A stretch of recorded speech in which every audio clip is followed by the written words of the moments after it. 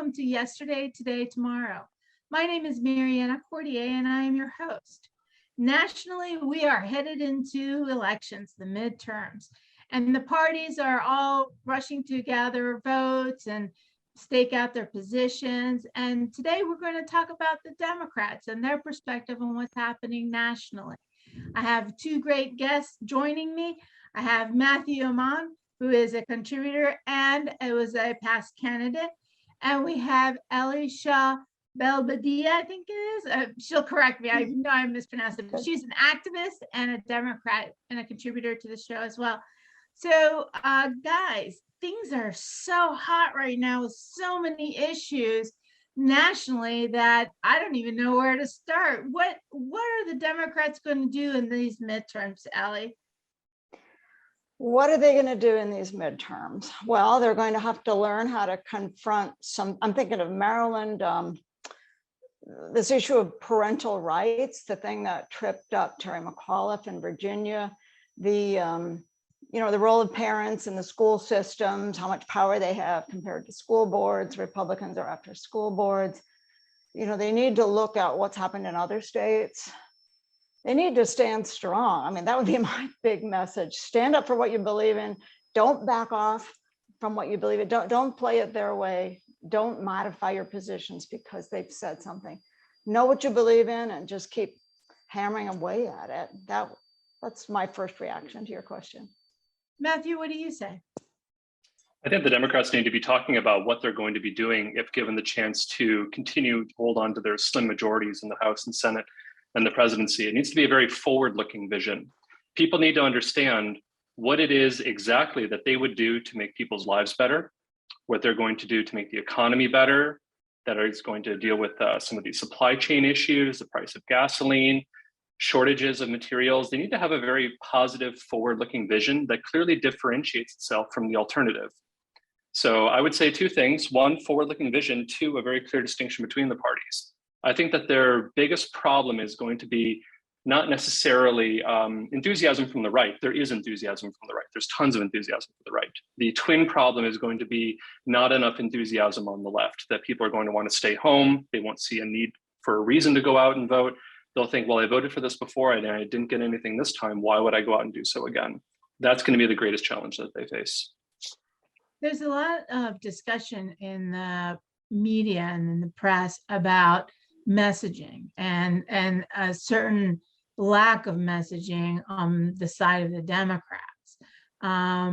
What would you say, why is that happening and what can be done to, get a better message out there? I think about that all the time. I think back to 2004 when Howard Dean, I was a big fan of Howard Dean, and he brought up messaging and framing and all this, and they still don't get it right.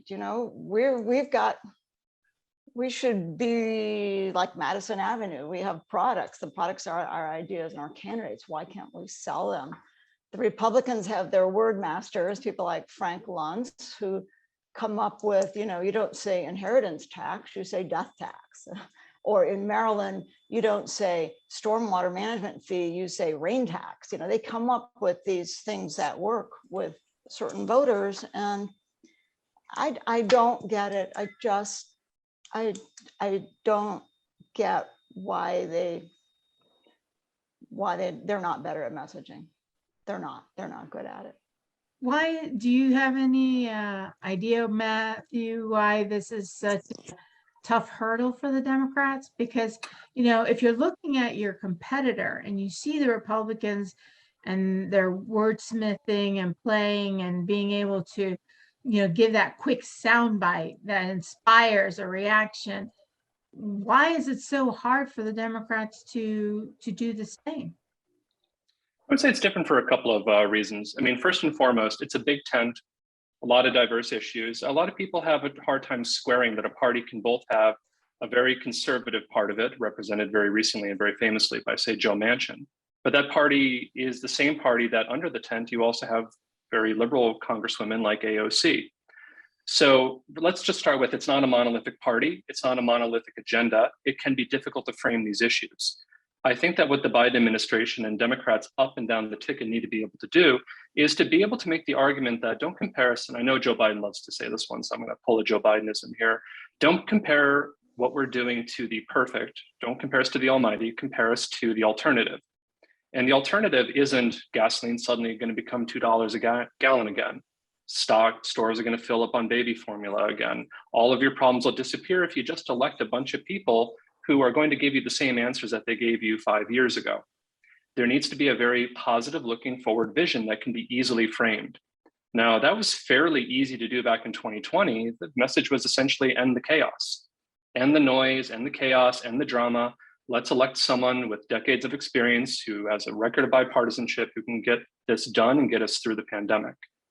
I haven't seen something similar in 2022. That sort of simple message that can be sold to a public that was just exhausted with everything. I'm not seeing it yet. So what's the challenge? Well, it's difficult to come up with that now, isn't it? What one message is going to resonate with everyone at this point? So I think it's up to individual candidates too to be good communicators. You can't depend on the DNC or the top party people. You've got to be good yourself, and that's at every level. You have to be honest. You got to show passion. I really like this guy Fetterman from Pennsylvania. It's horrible that he just had a stroke. I don't know what's going to happen with that race, but he doesn't back down. He won't tolerate the bullying of the other side. He's a big brawler kind of guy, and that works for him. It's not going to work. You have to be true to yourself. It's not going to work for some candidate who tries to do like him and they're not him. But it's just a lot of it is individual candidates running a good race. Could it be that the Democratic Party is really looking at being more individual races rather than one big message that can embrace everyone in their party? Because ultimately for the midterms, both parties are vying for the independents and for the moderates that are in either party. How do they do that if their messaging is, not as inspiring as it could be? Matthew? I would say that parties that have done historically well, so winning the midterms when you control all branches of government is historically a really difficult thing to do. And what makes it a lot easier though, and I completely agree with Elly's position that it does come down to individual candidates running good campaigns, but at the national level, having a unified theme is tremendously helpful, something that everyone will recognize, whether it's the New Deal or the Great Society or the Contract with America, things that will resonate with everyone, a brand that everyone can hold on to and clearly understand. We're not seeing that right now. And I know that's your question, well, why aren't we seeing that right now? And until something like that materializes, it really is going to be up to individual candidates and individual states and local elections to come up with something on their own. And I think it's not as powerful as when there's a strong national unity message. Yeah.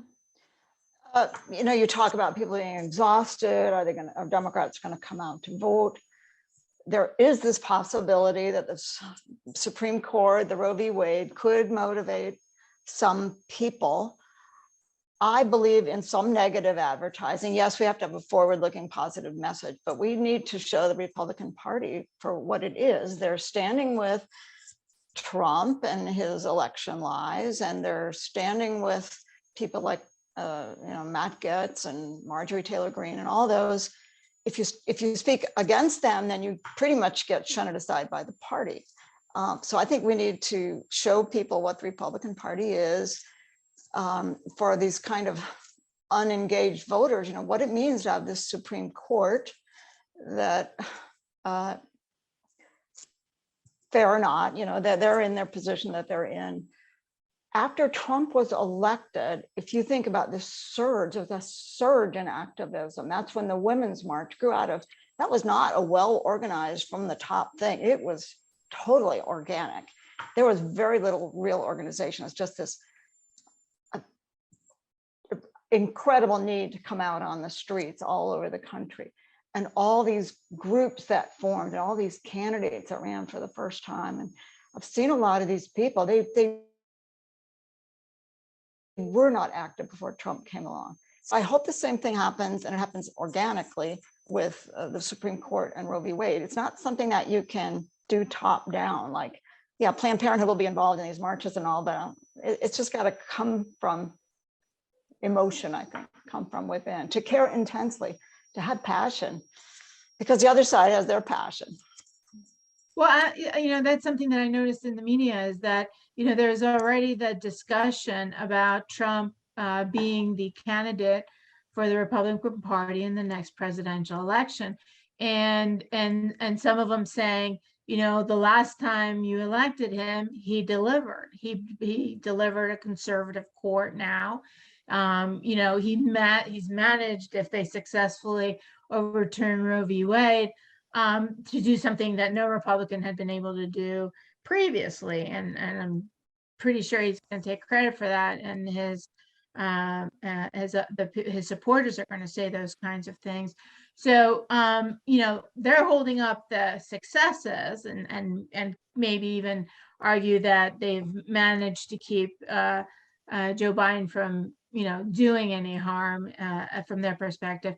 What can the Democrats say that would be the alternative to that, of the success of what has been done so far, and to really push back, and who is going to push back to Trump if he becomes the presidential candidate, Matthew?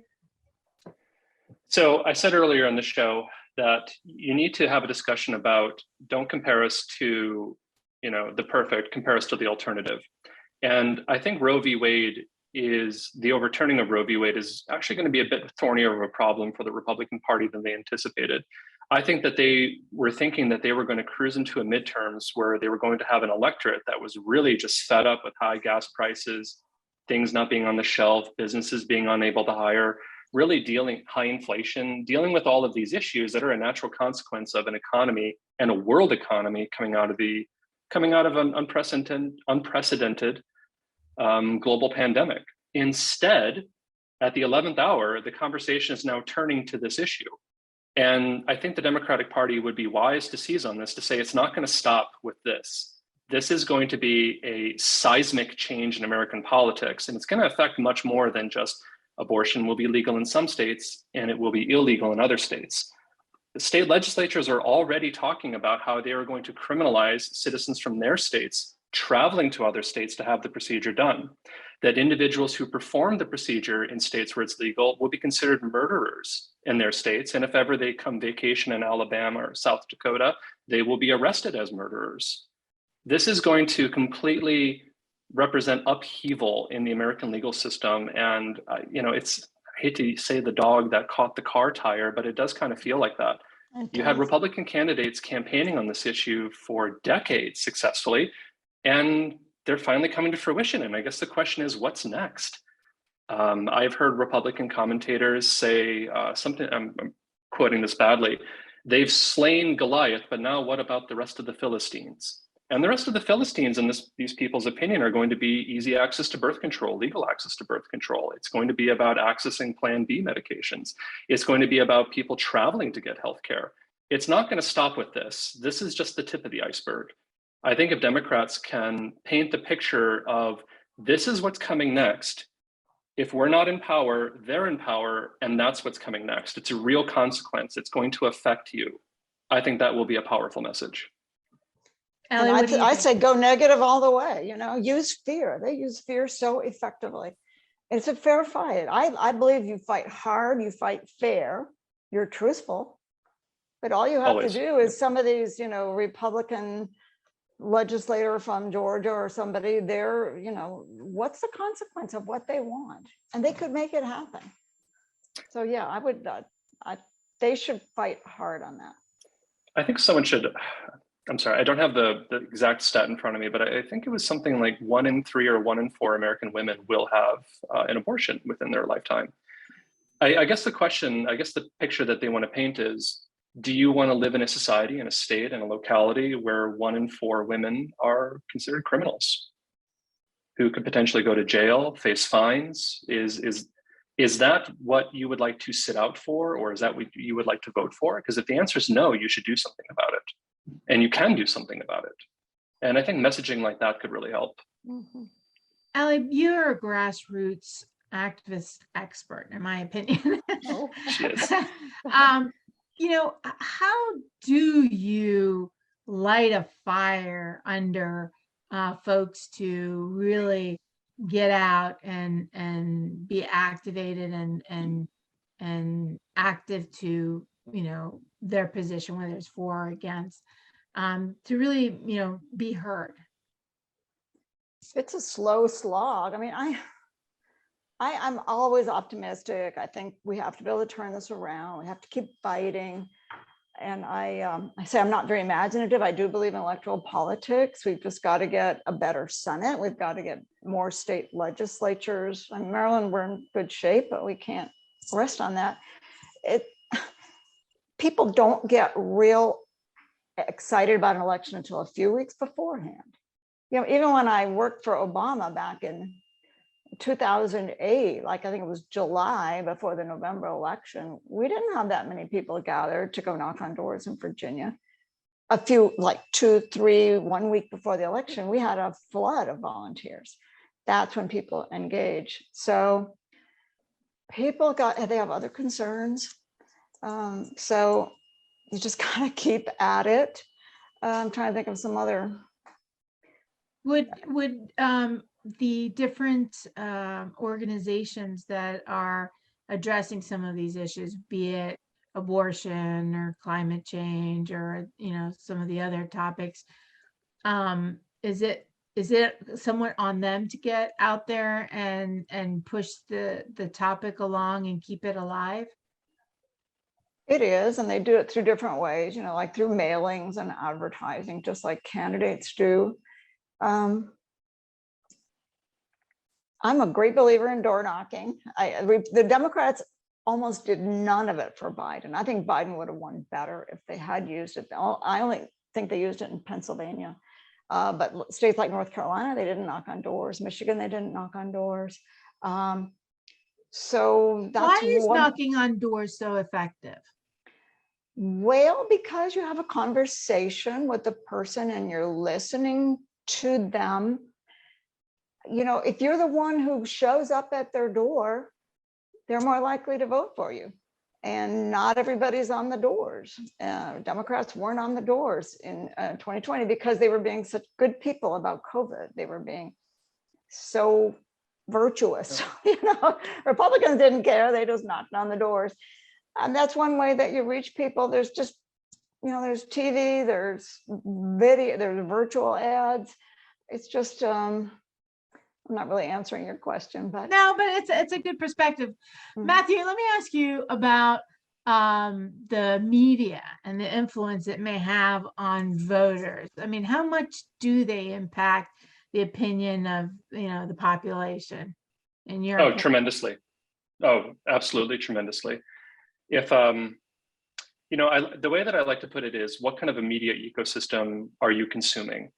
If you are consuming principally right-leaning news, OANN, Fox News, some of the fringier websites, you're getting a steady diet of misinformation, half-truths, and other just really insane stuff. I'm just going to call it insane stuff. I mean, some of it is couched in terms, but you know, you take the shooter up in Buffalo, absolutely a tragic event. The shooter, self-identified white supremacist, was absolutely steeped in online conspiracy theory that had been belonging to the darker corners of the internet for decades. But now you find it in mainstream shows such as Tucker Carlson's Fox News program. He doesn't quite call it the replacement theory. He couches it in friendlier terms so that it can be consumed on cable news, but it's there. It's there almost every single night. It's there for the viewing. If you have friends and relatives who consume in this media ecosystem, you'll see, they'll tell it to you. So I would say the media has a tremendous influence. And I think the days are gone where there's a whole host of cable news programs that provide a really, truly unbiased, balanced take on the news. We're not listening to Walter Cronkite anymore, where everyone gets the same vetted, trustworthy news. We're all on the same page. We all have a common set of reality. Instead, you have alternative realities. You have this news ecosystem where you think the world's on fire. White people are going to be replaced by immigrants. You know, the economy is absolutely in shambles. And if that's the only news you're consuming, we don't even have a shared plane of truth. Does that make any sense? It does, and it also it shows I think one of the biggest struggles that we've seen, and it's been somewhat of a reflection of lack of leadership or bad leadership, is how divisive the country has become. I mean, it has become very hateful. People are actually actively acting out against each other in public, where you didn't see that as a commonplace occurrence. Or at least I didn't know.